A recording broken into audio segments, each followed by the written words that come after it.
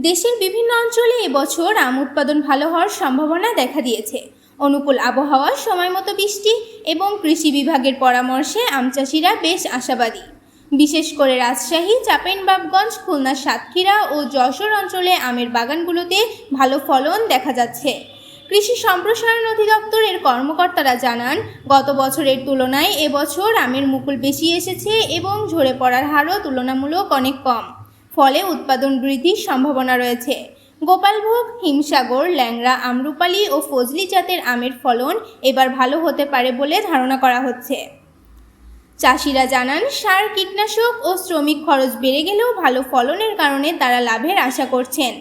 অনেক বাগানের মালিক ইতোমধ্যে আগাম বিক্রির জন্য ব্যবসায়ীদের সঙ্গে যোগাযোগ শুরু করেছেন।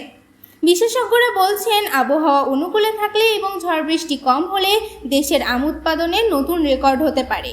একই সঙ্গে রপ্তানির সুযোগও বাড়বে, যা দেশের অর্থনীতিতে ইতিবাচক প্রভাব ফেলবে। স্থানীয় বাজারগুলোতেও আমের সরবরাহ বাড়ার সম্ভাবনা রয়েছে। এতে সাধারণ ক্রেতারা তুলনামূলক কম দামে মানসম্মত আম কিনতে পারবেন বলে আশা করা হচ্ছে। নিউজ ডেস্ক, প্রিয় খুলনা।